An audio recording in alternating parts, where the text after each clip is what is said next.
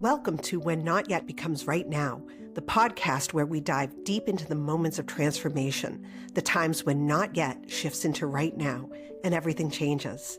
I'm your host, Jen Ginty, and this podcast is all about those pivotal moments in our life journeys. You know the ones, when the hesitation fades, when we take that first step, even if it feels like a leap. It's in these moments that growth and healing begins. Each episode will explore stories of resilience, moments of clarity, and the sparks that ignite real change. From personal experiences to expert insights, we'll uncover how people navigate the complex journey we call life and come out stronger on the other side. Whether you're searching for that spark in your own life or just curious about how change unfolds for others, you're in the right place. We'll discuss the ups and downs, the breakthroughs and setbacks, and how to embrace the right now, even when it feels out of reach. Because sometimes the hardest part of the journey is realizing that the moment you've been waiting for has already arrived. So take a deep breath, settle in, and let's get started.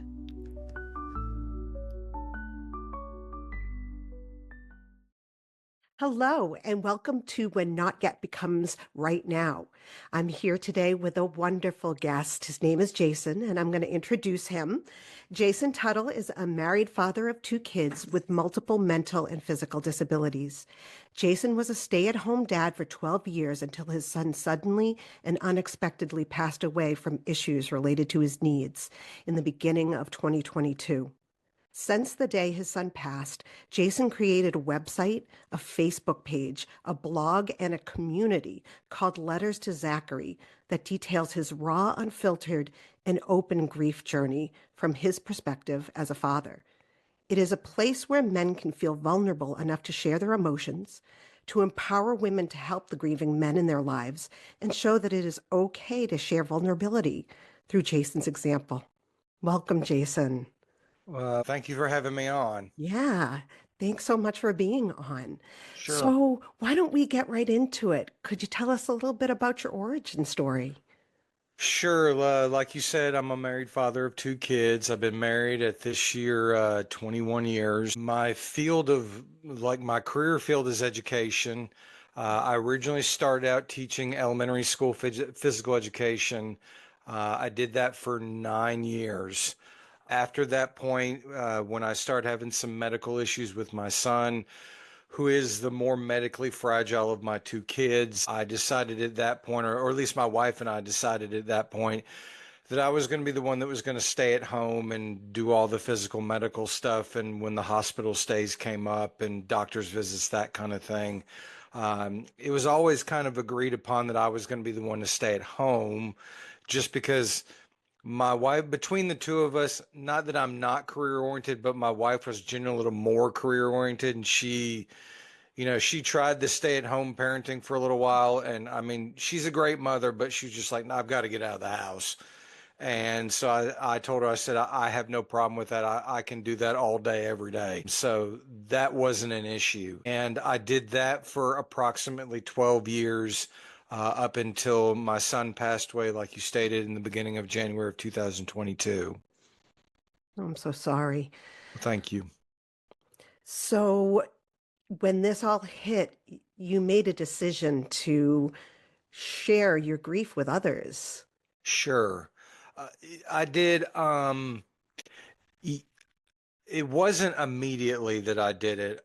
For anybody who's lost a loved one, especially a child, like in my case, when you talk to people that have been on the grief journey for a while, a lot of them will say, yes, the first year is difficult, but it's actually that second year that really hits people. Just because that first year, it's almost like you're in shock that first year, especially that first 6 months right afterwards. And so for that first year, I didn't really do a whole lot. I did all your classic symptoms of grief, you know, as a as anybody, but typically more in men, our first of the grief scale that we hit is anger. That's big amongst men, kind of because we're always the breadwinner, we've solved problems. We're the ones that, when everything's crashing down around us and they ask if we need any help, our standard response is, it's okay, I've got it. Mhm. that kind of thing. So I dealt with a lot of anger with that. And since I was the physical medical caregiver, I dealt with a lot of, how should I say it? There were several times in the past where he got really sick and I was able to help get him the help he needed and kind of help him to recover. So in this time when the kind of the same scenario happened, dealing with the feelings of, well, I wasn't able to save him this time. And so that was really difficult. And for a long time, I dealt with what a lot of us call imposter syndrome Mhm. in the grief community. A lot of your characteristic things that people dealt with, I did specifically that first year, year and a half. Now, in that time, I'm a big proponent of therapy, and I was seeing my counselor throughout that, and I honestly probably about the fifth or sixth session after my son had passed, she goes, "Have you ever thought about journaling?" And I jokingly say to people when they ask me, I go, my real response was, I don't know how great of a writer I am. I don't know if that's really the thing I want to do. Mm. And so she looks at me and goes, "Well, you don't necessarily have to do it right now, but kind of put it on the back burner or put it on the side table and you can come back to it at any point. And even when you do, it's not like you have to share it with anybody. You can physically write it out and burn it or shred it or, put it in a Word document and delete it. Or, I mean, you don't have to share it. It's more to get it out versus just sitting on you." And I said, "Okay."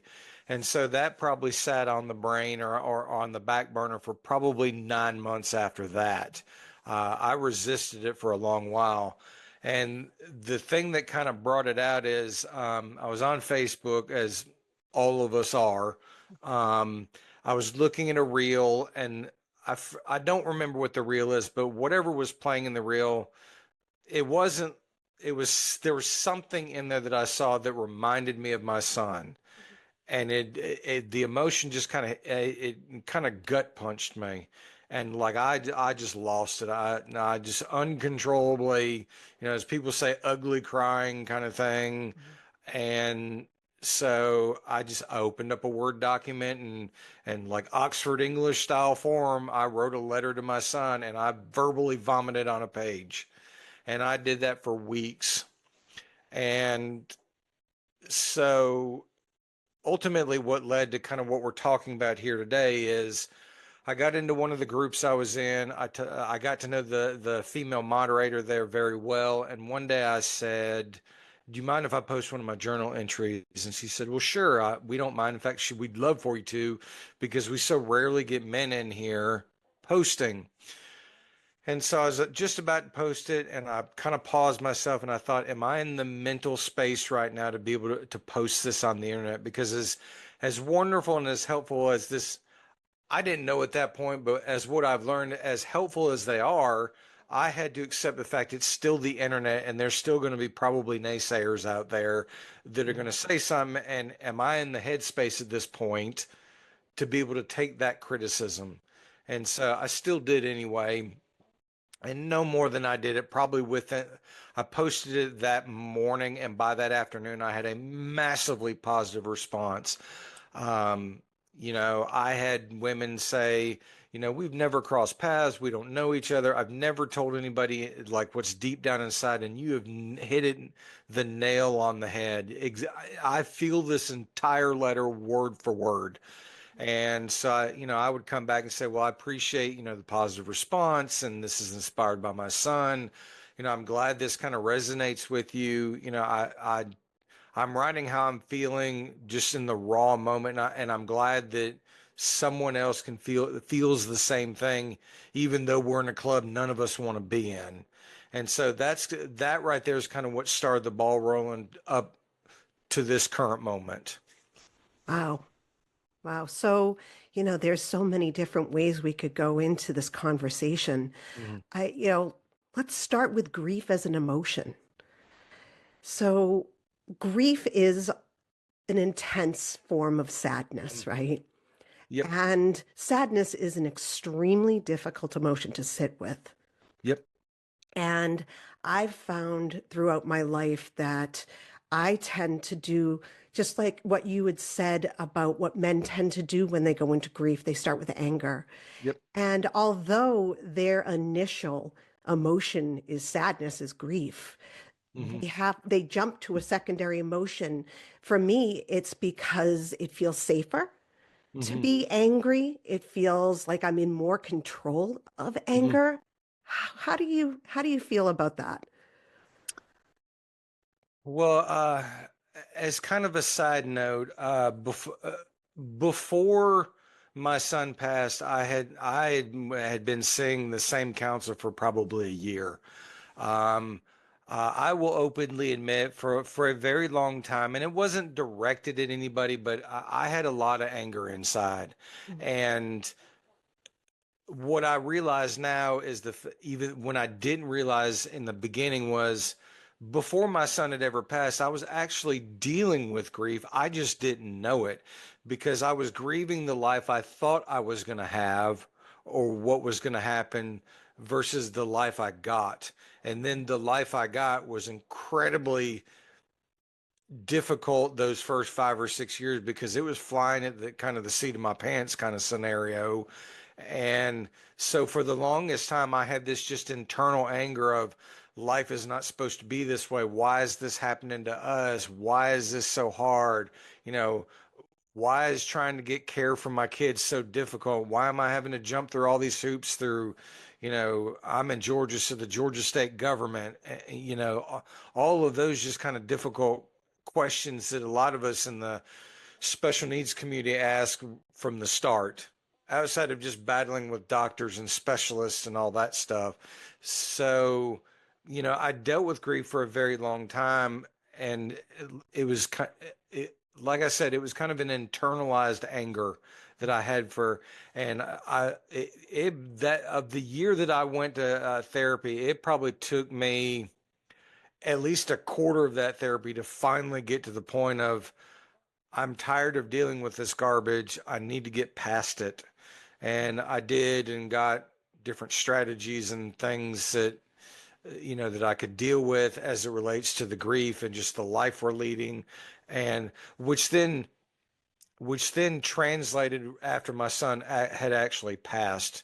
Yeah, I had some moments there where I got really angry of, you know, why did my son have to die at 15 years old? How can I write an obituary for the life of a 15-year-old child when, you know, and anybody that loses someone, you sit back and go, I've got to condense my son's whole life into basically 3 paragraphs, 3 small paragraphs of that. And so I had a lot of anger with that and just, the anger from my son from day one had a huge uphill battle his entire life. Now, granted, he was the most laid back, happy child you would ever meet. It's like it never fazed him. But from the parental side of it, I'm just like, he went through all this struggle to all this stuff only to end this way. And so that was kind of the anger that I dealt with outside of it morphing into, what could like the day that everything happened, I have replayed that day in my head 1,000 times of what I could have done different. And at the end of the day, there's honestly nothing I could have done different because at the time I noticed things, it was too far gone.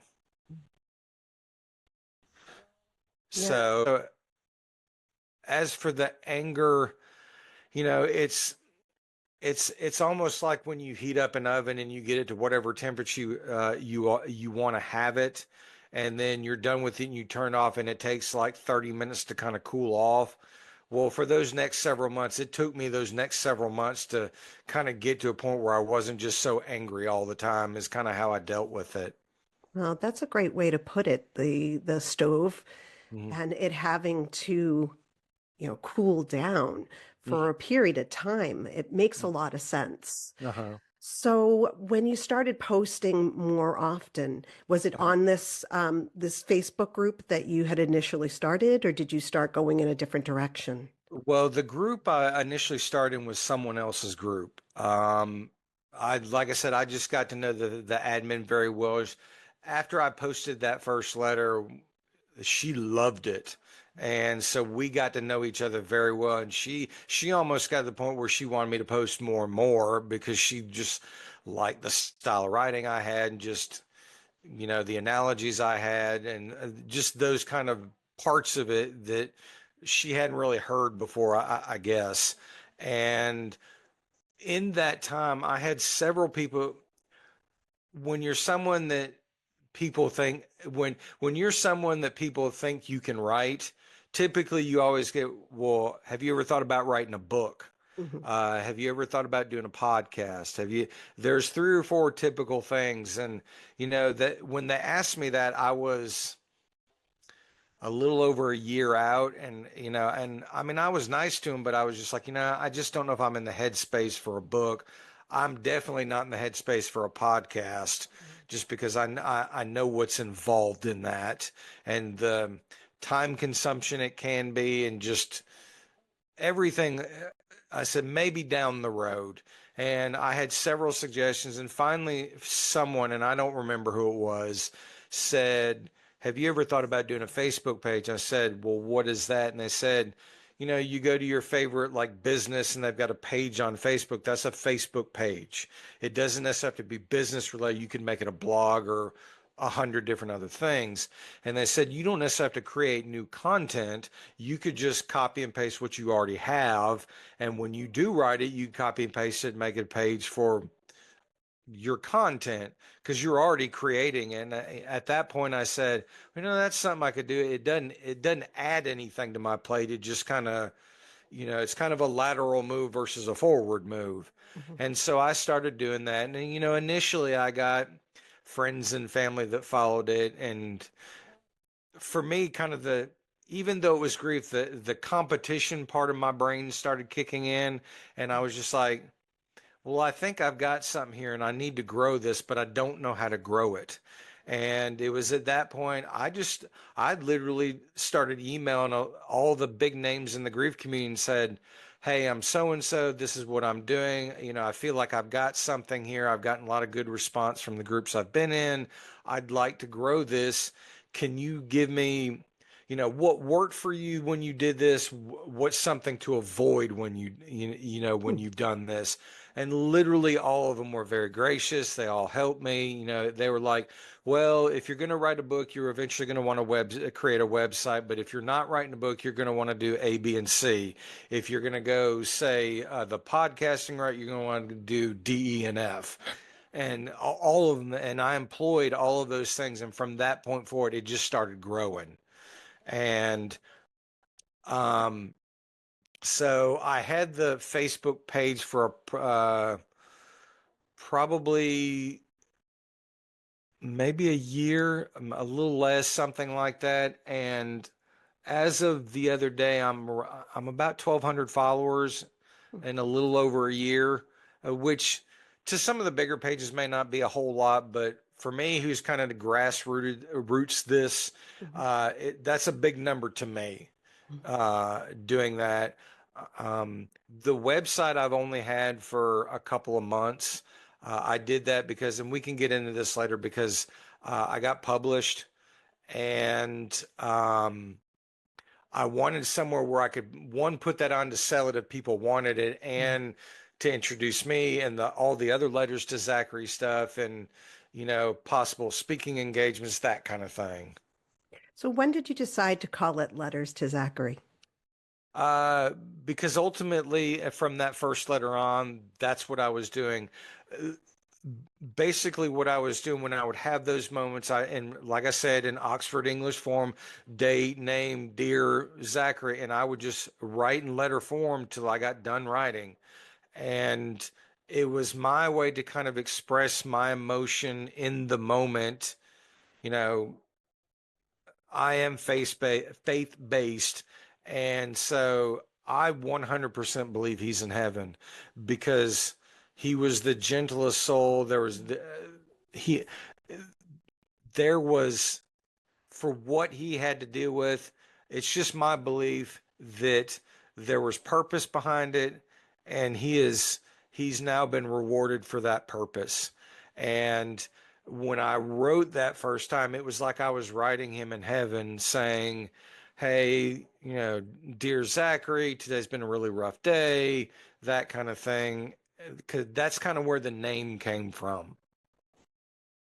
So this community, you Yes. have it, it's very open, right? Yes. It sounds like men, women, everyone's invited and Sure. everyone is learning from you and learning from each other. Can you talk Sure. a little bit more about the community?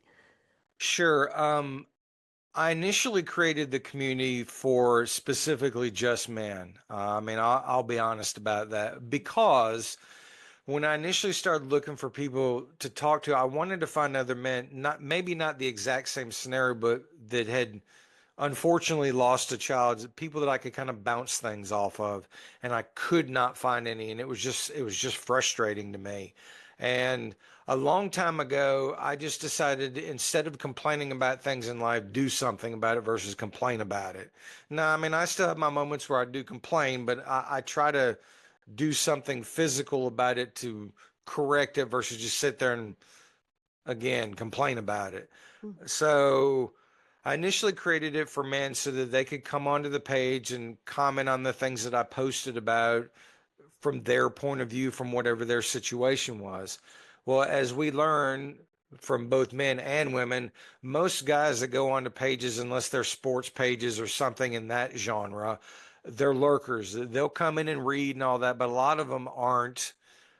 They're not active in the sense of posting and commenting and that kind of thing. So, in the competition side of my brain, I went, well, I'd like to open this because I'd like to grow it. So then I decided I'm going to open it up to people instead of just lost a child, lost a sibling, lost a parent, all sorts of loss. And that grew it some. And then at the end, it's going to sound weird, but at the end, I opened it up to women. Now, it was always open to women, but I say that because when I decided I was under the assumption of opening up to women, my thought process was, well, if men aren't going to come here, or the ones that are lurking and reading, but the ones that aren't, definitely the wives are going to find because women typically tend to be researchers when it comes to things like this. I said, well, if men aren't going to come, their spouses will eventually find this at some point. They will be able to read on it from another man, and then inadvertently whatever I'm putting on there will get to them. So that's kind of why I say, well, I added women last. They were always welcome. It's just I kind of made an effort to do it, to go, how can I kind of do a backdoor way, if you will, to be able to meet the audience I want to meet. And that's why I did it that way. Yeah. You know, it's really, really hard for everyone, in a sense, to be able to be open about their emotions. We were Hmm. taught when we were young, Hmm. don't show your emotions. Don't be an angry girl. Don't make your grandma upset with your sadness, Yep. that kind of thing. So it's very hard for people, especially my age, to open up and to accept that others are willing to listen, Hmm. especially for men. Yep. I think that's not a secret whatsoever Nope. because men have the added, don't be silly, you don't have a right to show your emotions. Hmm. It's difficult. I can see how it's more difficult for men to be able to open up. Hmm. Have you seen more men as they are slowly flowing into the community? Are you seeing more men open up? Um, I'm seeing more there. There are men like, for example, the typical grief page has about 4% men in there. Mine currently has 12%, so I'm above average in there. A lot a lot of them are lurkers. They'll read when they're on there, or that's the feeling I get. Or like I've had a lot of women say, well, I'll post something that they like and they'll go, well, I'm gonna share this with my husband. I'm just like, okay, go for it. And so that's kind of the roundabout way I get the men that are in there. uh I see it in the sense of I've got my percentage of men in my on my page is three times higher than the average page. So I know they're there. Are they posting a lot? Not typically, but I mean, I don't take any offense to it just because that's your standard guy. You know, again, if it's not sports or something like that, but I mean, I'm a part of it an all men's like grieving group, and they are out there and they do post a lot. It's just, it depends on what the environment is. And like, I've got something pinned to the top of the page that I'm just like, look, you're here to share your emotions. You're not here to critique others' emotions, is what I tell people. And I make no bones about it. I have told all my followers, if I see you coming in here critiquing someone because they don't grieve the way that you do, I will remove you, because we all grieve differently. We all have different scenarios in which we've lost loved ones. Mine's probably completely different than most of them, you know. So, but yeah, I mean, I do see it there, but kind of in a roundabout way. Yeah. So, what are your future plans for Letters to Zachary? Um, well, I mean, I still want to grow it. I am wanting in today's world, doing podcasting like we're doing, that's kind of your new age version of speaking on stage. But I'm of an age that I want to be able to get on an actual stage and do it. I want to do those kind of public speaking events. Like, I've applied for TEDx in Atlanta. I just haven't heard anything yet. So I would love to do that, because I've had a lot of people say, well, you've certainly got a story to be able to tell on one of those stages. So I'd certainly like to do that. I am published. About 4 months ago, I ran across a publisher in one of the podcasting groups, and she was doing something about getting on her podcast. In the first like four or five she got on her podcast, she would do a press release for them to give them advertisement for whatever their pages are or foundations, that kind of thing.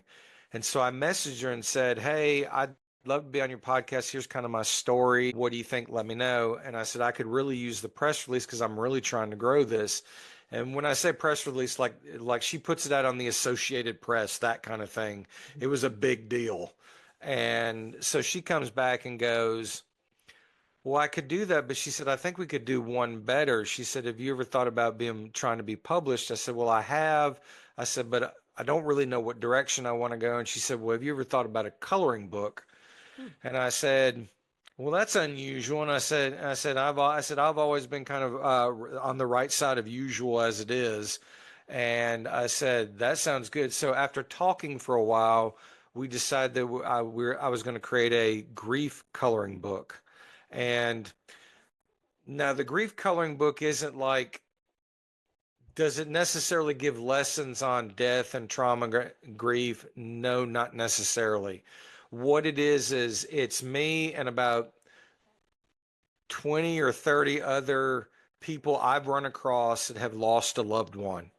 And in that coloring book, essentially what they did was they filled out a survey, they gave it to the illustrators, they took all the information and attributes that they gave them, they put it together, and they either created a full coloring book page scene based on what they gave, or like a collage scene is what they did. And then on the back side of that page, they let them write out a little blurb about their loved one and kind of, you know, their first name and kind of where they're from, because there were several all over the United States. And so even though the first like five or six like pages are mine and my family because I'm the namesake of it, literally everybody else in there is someone that has actually lost a loved one recently. So anybody that looks at it can at least go in there and read about other people, and maybe someone in there has lost a child, something similar to them. So it's something that they can relate to. The other reason why I created it was my son has a sister. And I got to think, I said, well, how am I going to explain this to her? Now I'm a little bit different scenario because my both of them had developmental delays, so she doesn't necessarily understand, say, a neurotypical child. And so I thought, well, how am I going to explain this to her? And then I thought, well, we can do a coloring book. And for those that don't know, getting a child to sit down and color, especially when you're talking about a deep topic like death and grief, is what they call a mindfulness activity. What it does is it distracts them from what's going on. It helps them to relax in doing what they're doing and de-stress while they're doing that. And then it will then give the parent what I would call some time to kind of think on their feet while they're talking to them. And especially if they're coloring a page of someone that has lost someone similar to them, they can kind of tie all that in together while they're coloring the page. And then as it relates to kids, what kid doesn't like to color? Mm. And so that's kind of the reasons why I did it. So it's called uh, Letters to Zachary Oh, it's on there. And beautiful. then I'll show you one of the pages on there. Let me just, if I can find one real quick. Oh, there's one. Give me just a second. This is a Oh, camping scene of one yeah. of the families. The child really liked camping, and you may not be able to see it on here, but there's a lot of subtle attributes in there Hmm. as it relates to things that they liked and phrases and just things that were important to the family. Yeah. So, um, so that's a part of the future. I've got the website. I've got that. I mean, I'm still wanting to do speaking engagements wherever and whenever. Um, at this point, I've done them all over the world. At this point, as many people can tell, especially that know me personally, I can run my mouth, so I don't mind talking. Um, the sky's the limit. In a perfect world, I'd love to make a career change where I could like make a living at this. Although at this point, I think that's kind of a distance down the road. Yeah. Yeah. That's understandable. The coloring book is beautiful. Well, thank you. Yeah, and I'm excited for that for you. So you spoke of that you were in therapy before your Yes. son passed. Uh, Not many people are in therapy when they have some sort of grief happen to them. What would you say to someone, especially a man that would be in your position? What would you give as advice for them going through the process?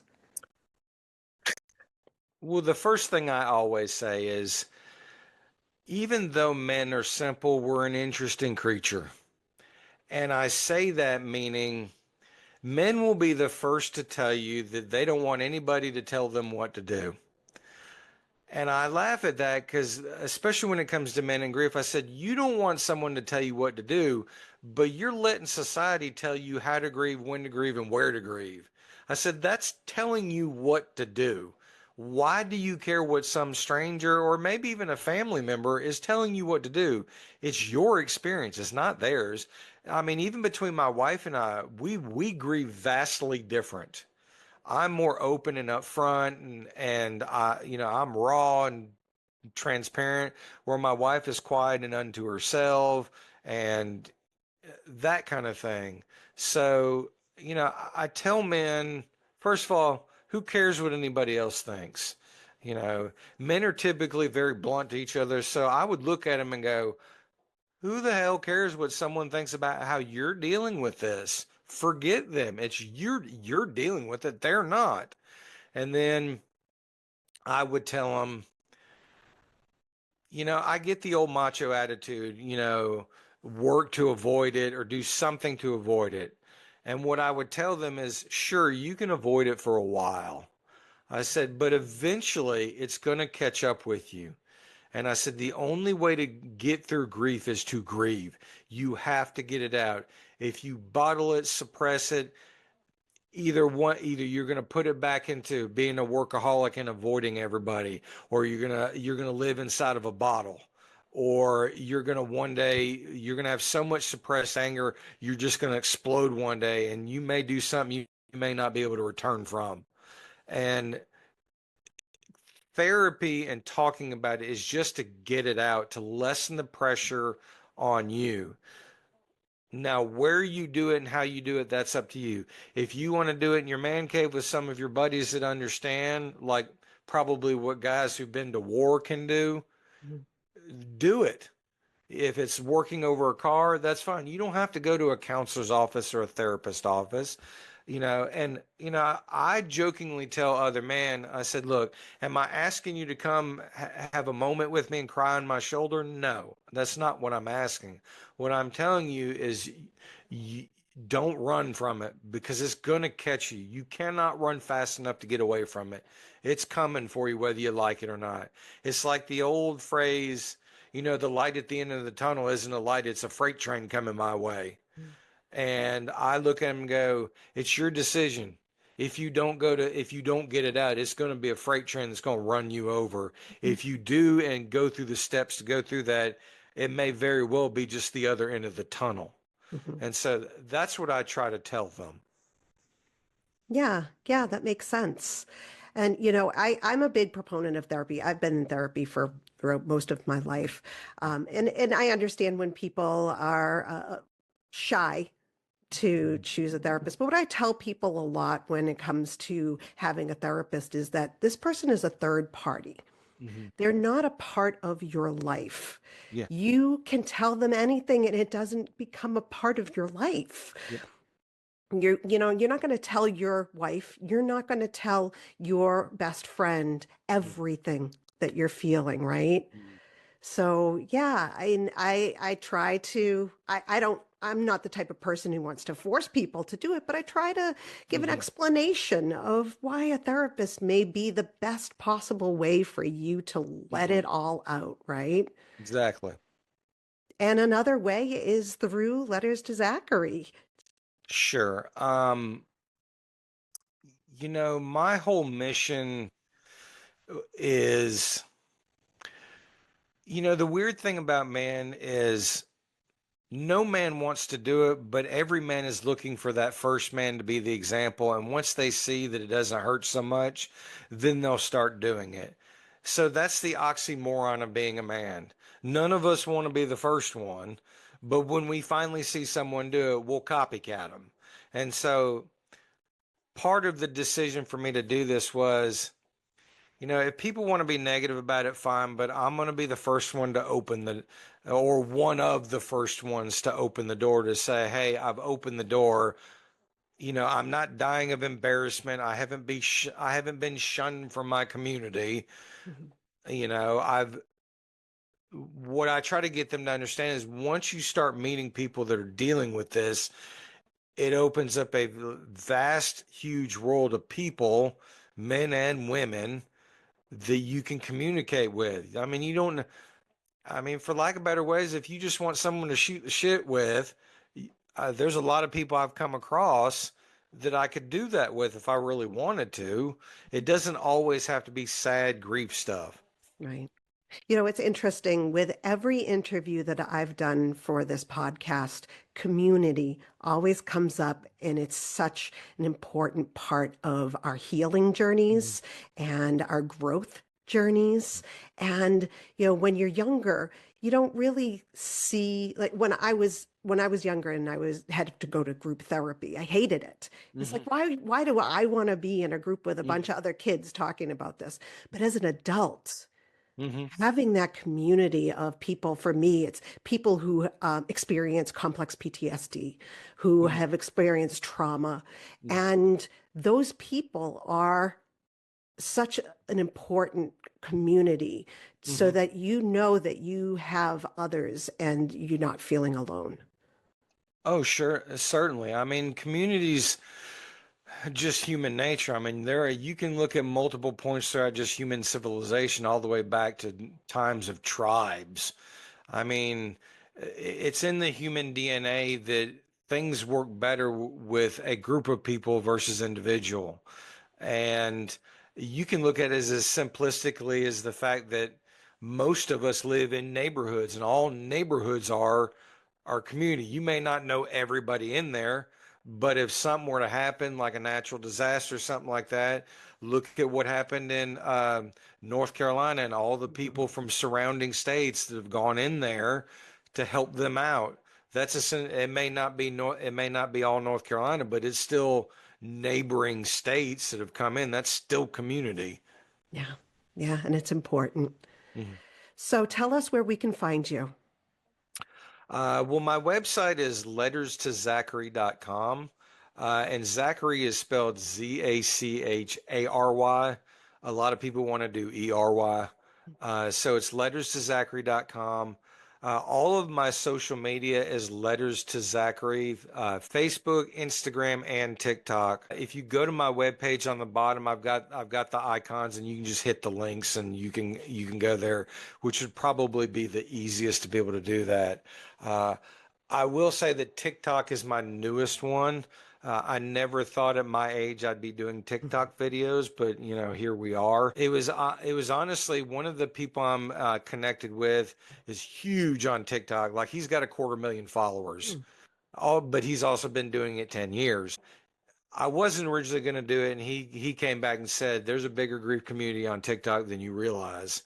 So, but yeah, I've got the website, the social media is where everybody can find me. You can email me through the website or my page. I'm typically a pretty quick response time most of the day. Well, thank you so much for coming on, Jason. This was Well, such a wonderful conversation. well, thank you so much for having me. Thanks. I truly appreciate Jason's story and the work he is doing to help others through their own grieving process. The loss of a child is for me the worst possible thing that could happen in my own life, and I know I am not alone in that sentiment. For Jason to take that grief and give it purpose is truly inspiring. His coloring book, also named Letters to Zachary, is quite beautiful, and I would consider it a way to bridge communication to those I love who are going through their grieving process. Please check out Jason's website and Facebook group. The info is in the show notes.